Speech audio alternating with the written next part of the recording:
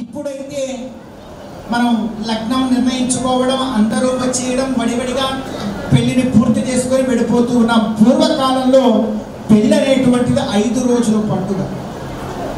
మాల మార్పిడి కార్యం ఒకరోజు పండుగ పూర్తిగా. మాల మార్పిడి కార్యాన్ని ఒకరోజు చేసేవాళ్ళు. అదేంటంటే మాల మార్చుకోవడానికి ఒకరోజు దేనికి అని మనకు అనిపించవచ్చు.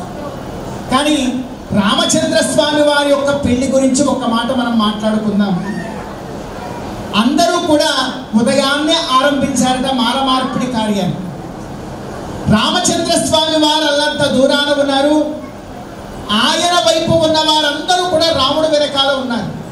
సీతా అమ్మవారు కూడా చక్కగా నిలబడి ఉన్నది మాల చేతిలో పట్టుకొని. సీతా అమ్మవారి వైపు వారందరూ కూడా సీతా అమ్మవారి దగ్గర నిలబడ్డారు. అయితే ఇక్కడ ఒక రోజు ఎందుకు పడుతుందో ఇప్పుడు మనకు తెలుస్తుంది. మా అమ్మాయి గొప్ప అంటే మా అమ్మాయి గొప్ప అని అమ్మాయి వైపు వారు, మా అబ్బాయి గొప్ప అంటే మా అబ్బాయే గొప్ప అని అబ్బాయి తరపు వారు వాదన మొదలు పెడతారు. ఆ వాదన పూర్తయ్యేసరికి ఒక రోజు ఏమిటి 2 రోజులు కూడా అవుతుంది. ఈ లోపల వధూవరులిద్దరూ కూడా పాపం మాల ఇలా పట్టుకొని అలానే ఉండిపోతూ ఉంటారు.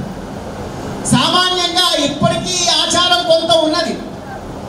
మరి రోజుల తరబడి కాదు, కానీ మహా అయితే ఒక 10 నిమిషాలు 15 నిమిషాలు మా అబ్బాయి గొప్ప అంటే మా అబ్బాయి గొప్పని, మా అమ్మాయి గొప్ప అంటే మా అమ్మాయి గొప్పని, మా అమ్మాయి కావాలంటే మీరే ఒక అడుగు ముందుకు రండి అని, మా అబ్బాయి కావాలనుకుంటే మీరే ఒక అడుగు కదిలి ముందుకు రండి అని ఇలా వాదన చేసుకుంటూ చివరికి దగ్గరికి జరిగి ఒకరి మెరడో ఒకరి మారడో మార్చుకుంటారు. ఇదొక వేడుక.